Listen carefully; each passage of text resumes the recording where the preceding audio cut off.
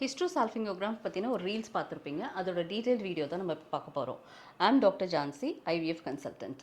So யாருக்கெல்லாம் சால்ஃபிங்கோகிராம் வந்துட்டு யூஸ்ஃபுல்லாக இருக்கும் அப்படின்றது நம்ம தெரிஞ்சுக்கணும். இப்போ ஐவிஎஃப் ட்ரீட்மெண்ட் நீங்கள் போகிறீங்க, எனி இன்ஃபர்டிலிட்டி ட்ரீட்மெண்ட் போகிறீங்கன்னா உங்கள் டாக்டர் வந்து ஹெச்எஸ்ஜி ஒரு டெஸ்ட் பண்ணிக்கோங்க, தட் இஸ் பெட்டர் அப்படின்னு சொல்லுவாங்க. ஏன் அப்படின்னா, இப்போ இன்ஃபர்டிலிட்டி பேஷண்ட்ஸ் ஒரு 100 பேர் இருக்காங்கன்னு வச்சுக்கோங்க, அதாவது 100 விமன். 100 பேருக்கு இருக்காங்கன்னா அதில் 30% பார்த்தீங்கன்னா இந்த டியூபல் பிளாக் இருக்கும், அதாவது கருக்குழாய் அடைப்பு இருக்கும். இந்த கருக்குழாய் அடைப்பு கண்டுபிடிக்கிறது தான் வந்துட்டு ஹெச்எஸ்ஜி டெஸ்ட். ஸோ இந்த 30% அடைப்பை வந்து அடைப்பு இருக்கிற பெண்களுக்கு வந்து நம்ம இந்த பிளாக் இருக்குது அப்படின்றத வந்து ஹெச்எஸ்ஜி வச்சு நம்ம டயக்னோஸ் பண்ணிட்டோம் அப்படின்னா, ஸோ அவங்கள ட்ரீட் பண்ணுறது வந்து நம்மளுக்கு கொஞ்சம் ஈஸியாக இருக்கும். ஒரு சிலர் என்ன பண்ணுவாங்கன்னா, கண்மூடித்தனமாக டியூபை டெஸ்ட் பண்ணாமலே மாதக்கணக்காக வருஷக்கணக்காக வந்து ட்ரீட்மெண்ட் எடுத்துகிட்டே இருப்பாங்க. அப்போ என்ன ஆகும், பிளாக் தெரியாமல் நம்ம பாட்டுக்கு ஒரு ட்ரீட்மெண்ட் பண்ணிகிட்டே இருந்தால் அது கண்டிப்பாக வந்து சக்ஸஸ் கொடுக்காது. ஸோ நீங்கள் வந்து டைம்டு இன்டர்கோர்ஸோ இல்லை ஐயுஐயோ இந்த மாதிரி எந்த ட்ரீட்மெண்ட் நீங்கள் பண்ணிக்கிறீங்களோ அதுக்கு முன்னாடி இந்த டியூப் டெஸ்ட் பண்ணிக்கிறது வந்து ரொம்ப நல்லது.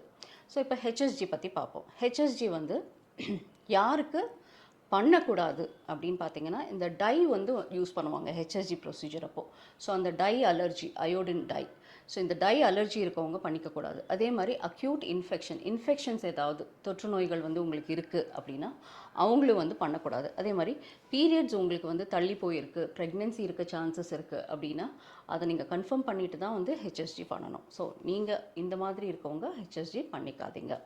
நெக்ஸ்ட்டு ஹெச்எஸ்ஜி வந்து யாருக்கு யூஸ்ஃபுல்லாக இருக்கும் அப்படின்னு பார்த்தீங்கன்னா, இப்போ வந்து இன்ஃபர்டிலிட்டி ட்ரீட்மெண்ட்டுக்காக வர தம்பதிகள் வந்துட்டு இப்போது சிம்பிளஸ்ட் ட்ரீட்மெண்ட் வந்து ஆட் பண்ணுறாங்க. எல்லா விஷயங்களும் வந்து நார்மலாக இருக்குது அவங்களுக்கு அப்படின்னும் போது டியூப் மட்டும் நம்ம இன்னும் பார்க்கணும், அது வந்து அடைப்பு இருக்கா அப்படின்னு தெரிஞ்சுக்கணுன்றதுக்காக வருவாங்க. இப்போ ஐவிஎஃப் அப்படின்றது வேறு லெவல் ஆஃப் ட்ரீட்மெண்ட். ஐவிஎஃப்க்கு நம்ம டியூப் பற்றி பார்க்கணுன்னு அவசியம் கிடையாது. ஒரே ஒரு விஷயம், ஹைட்ரோசால்ஃபிங்ஸ் அந்த மாதிரி ஏதாவது இருக்கான்றது அது வந்து டயக்னோஸ்டிக் லேப்போ இல்லை ஹெச்எஸ்ஜியோ பண்ணிக்கலாம், அது வேறு. ஆனால் இப்போ நம்ம நார்மலாக நாங்கள் ட்ரை பண்ண போகிறோம், ஒரு ஃபாலிகுலர் ஸ்டடி பண்ண போகிறோம், டைம்டு இன்டர்கோர்ஸ் வச்சுக்க போகிறோம், இல்லைனா வந்து இன்ட்ராயூட்ரைன் இன்செமினேஷன் சொல்கிற இந்த ப்ரொசீஜருக்கு நாங்கள் போக போகிறோம் அப்படின்னா நீங்கள் கண்டிப்பாக இந்த கருக்குழாய் டெஸ்ட் வந்து பண்ணிக்கணும். நெக்ஸ்ட்டு ஹெச்எஸ்ஜி எப்போ பண்ணணும், எப்படி பண்ணுவாங்க அப்படின்றது. ஹெச்எஸ்ஜி வந்து யூஸ்வலாக உங்களுக்கு பீரியட்ஸ் ஆகி 6th டேலேருந்து, இப்போ ஃபஸ்ட் அன்றைக்கி உங்களுக்கு பீரியட்ஸ் ஆகுதுன்னா யூஸ்வலாக நம்ம பீரியட்ஸ் நின்றுட்டு அதுக்கப்புறம் தான் வந்துட்டு ஒரு டேட்டில் நம்ம பண்ண வேண்டி வரும். 6th டே டு 10th டே வந்து சேஃப் பீரியட். அதுக்கப்புறம் வந்து பண்ணுறது இட்ஸ் இஸ் நாட் சேஃப். இதை வந்து முன்னாடி நீங்கள் ஒரு டேட், உங்களோட பீரியட்ஸோட டேட்டை சொல்லி அந்த டேட்டை வந்து நீங்கள் ஃபிக்ஸ் பண்ணிக்கணும். ஸோ இந்த ப்ரொசீஜர் வந்து ரொம்ப காம்ப்ளிகேட்டட் ப்ரொசீஜரா அப்படின்னு பார்த்தா கிடையாது. It is a office procedure, simple procedure. நீங்கள் வந்துட்டு மார்னிங் ஆஸ் யூஷுவல் வந்துட்டு எங்கே ஹெச்எஸ்ஜி பண்ணுறாங்களோ அந்த சென்டருக்கு போவீங்க. போயிட்டு உங்கள் ரேடியாலஜிஸ்ட் வந்து உங்ககிட்ட ஒரு சில கொஷின்ஸ் கேட்பாங்க, இந்த அலர்ஜி இருக்கா, வேறு ஏதாவது ப்ராப்ளம் இருக்கா அப்படின்னு சொல்லிட்டு தென் அந்த டையை வந்து அடியில் கர்ப்பப்பை வாய் வழியாக வந்து இன்ஜெக்ட் பண்ணுவாங்க. இன்ஜெக்ட் பண்ணும்போது இந்த டை வந்து அந்த கர்ப்பப்பைக்குள்ளே போய் கருக்குழாய்களுக்குள்ளே போய் தென் அப்டமனுக்குள்ளே வந்து ஸ்பில் ஆகும். ஸோ இதில் வந்து எந்த ஒரு தடையும் இல்லைன்னா அப்டமனுக்குள்ளே ஸ்பில் ஆகிருக்கும். அதை நம்ம எக்ஸ்ரே மூலமாக படம் எடுப்பாங்க. இந்த டை வந்து அதில் தெரியும். இப்போது எங்கேயாவது ஒரு பிளாக் இருக்குது அப்படின்னா கண்டிப்பாக அந்த டை அதுக்கு மேலே போயிருக்காது, அப்டமனில் ஸ்பில்லும் ஆயிருக்காது. அப்போது அந்த பக்கம் கருக்குழாய் வந்து பிளாக் ஆகிருக்குன்னு அர்த்தம். ஒரு சிலருக்கு ஒரு பக்கம் பிளாக் ஆகிருக்கும், ஒரு சிலருக்கு 2 பக்கம் கூட பிளாக் ஆகிருக்கலாம். இப்போ ஒரு பக்கம் பிளாக்காக இருக்கவங்க நேச்சுரலாக ட்ரை பண்ணலாம், டைம்டு இன்டர்கோர்ஸ் ட்ரை பண்ணலாம், அப்புறம் ஐயுஐ ட்ரை பண்ணலாம். அதே 2 பக்கம் பிளாக் இருக்கவங்க பிளாக்கை ரிமூவ் பண்ண முடியுமான்னு பார்த்துட்டு ரிமூவ் பண்ணிவிட்டு அதுக்கப்புறம் தான் ட்ரீட்மெண்ட்டுக்கு போகணும். இல்லைனா ஐவிஎஃப் ட்ரீட்மெண்ட் டைரெக்டாக போகலாம். டியூபோட இம்பார்ட்டன்ஸ், இந்த கருக்குழாய் வந்து நமக்கு என்ன பயனளிக்குது அப்படின்றது. அதாவது இப்போது ஆணினுடைய விந்தணுவும் பெண்ணினுடைய கருமுட்டை இது ரெண்டும் ஒன்று சேர்றது கர்ப்பப்பை கிடையாது, கருக்குழாயில் தான். இப்போது ஆணும் பெண்ணும் உறவு கொள்கிறாங்க அப்படின்னா இந்த முட்டை சினைப்பையிலேருந்து முட்டை வந்து அந்த கருக்குழாயில் தங்கியிருக்கும். இந்த ஆணினுடைய விந்தணு வந்து பெண்ணினுடைய கர்ப்பப்பை வாய் வழியாக வந்து அந்த கருக்குழாய்க்கு வந்து போய் சேரும். அங்கே தான் வந்து கருத்தரிக்கும், எங்கள் டியூப்பில் தான் கருத்தரிக்கும். அங்கே கருத்தரித்து 5 நாள் அங்கே வந்து வளர்ந்துட்டு அதுக்கப்புறம் தான் கர்ப்பப்பைக்கு திருப்பி வந்து அந்த கர்ப்பப்பை ஒரு பெட் மாதிரி அதுக்குள்ளே அழகாக ரெடி ஆகிடும். அப்புறம் அதில் போய் அதை ஒட்டி ஒரு அழகான ஒரு குழந்தையாக வந்து வளரும்.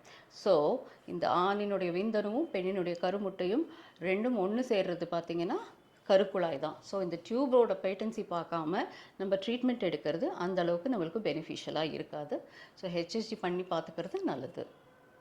ஸோ இந்த ஹெச்எஸ்ஜி டெஸ்ட்னால வேறு என்ன பயன்கள் நம்மளுக்கு இருக்குது அப்படின்னு பார்த்தீங்கன்னா, கருக்குழாய் அடைப்பு நான் சொன்னேன். அதே மாதிரி கர்ப்பப்பை வந்து நல்லா இருக்கா, அந்த கேவிட்டின்னு சொல்லுவாங்க இல்லையா, கர்ப்பப்பையினோட அறை அது வந்து நல்லா இருக்கா, அதில் ஏதாவது செப்டம் சுவர் மாதிரி ஏதாவது இருக்கா, இல்லை ஏதாவது growth, ஒரு பாலிப்புன்னு சொல்லுவோம், ஃபைப்ராய்டு சொல்லுவோம், இந்த மாதிரி ஏதாவது இருக்கா, இல்லைனா வந்து யூட்ரஸோட கஞ்சனிட்டலாக பிறக்கும் போதே வந்து ஒரு சிலருக்கு யூனிகார்னுவேட் பைகார்னுவேட் யூட்ரஸ் அப்படின்னு சொல்லுவோம், இந்த மாதிரி ஏதாவது அனாமலிஸ் ஏதாவது இருக்கா அப்படின்றதையும் வந்து நம்ம ஹெச்எஸ்ஜி மூலமாக கண்டுபிடிக்கலாம்.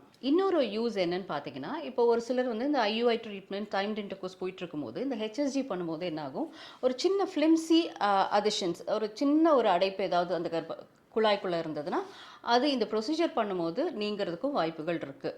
ஸோ ஒரு டியூவல் எஃபெக்ட் மாதிரி நம்மளுக்கு ஒரு எக்ஸ்ட்ரா பெனிஃபிட் மாதிரியும் வந்து இது அமையும் இந்த ஹெச்எஸ்ஜி ப்ரொசீஜர் பண்ணுறது. ஹெச்எஸ்ஜி டெஸ்ட் பண்ணும்போது பெயின் இருக்குமா அப்படின்னு நிறைய பேஷண்ட்ஸ் வந்து கேட்பாங்க. ஒரு சிலருக்கு கண்டிப்பாக வந்து பெயின் இருக்கும். அவங்களுக்கு வந்து பெயின் இன்ஜெக்ஷன்ஸ் கொடுத்துட்டு அதுக்கப்புறம் பண்ணுவாங்க. ஒரு சிலருக்கு ப்ரொசீஜர் பண்ணிவிட்டு பெயின் கில்லர்ஸும் வந்து கொடுப்பாங்க. ஸோ உங்களுக்கு நீங்கள் ரொம்ப சென்சிட்டிவான பர்சன், உங்களுக்கு ஆல்ரெடி வந்து ஏதாவது ப்ரொசீஜர் பண்ணும்போது அந்த கர்ப்பப்பை வாய் வழியாக ஏதாவது பார்க்கும்பொழுது ரொம்ப பெயின் இருந்தது அப்படின்னா, நீங்கள் உங்கள் டாக்டர்கிட்ட சொல்லிவிட்டு அதுக்கேற்ற மாதிரி பெயின் கில்லர் எடுத்துட்டோ இல்லை ப்ரொசீஜருக்கு அப்புறம் ஒரு பெயின் கில்லரோ வந்து எடுத்துக்கிறது நல்லது. அண்ட் ப்ரொசீஜர் முடிஞ்சு ஹாஸ்பிட்டலில் கொஞ்சம் நேரம் வெயிட் பண்ணிவிட்டு அதுக்கப்புறம் நீங்கள் வந்து ட்ராவல் பண்ணுறது பெட்டர். அண்ட் டூ வீலர்லலாம் போகும்போது கொஞ்சம் பார்த்து போகணும், மயக்கம் வரலாம், பெயின் வந்து வரலாம். ஸோ இதெல்லாம் யோசிச்சுக்கோங்க. வீடு போய் சேர்கிற வரைக்கும் கொஞ்சம் கேர்ஃபுல்லாக இருக்க வேண்டியிருக்கும்.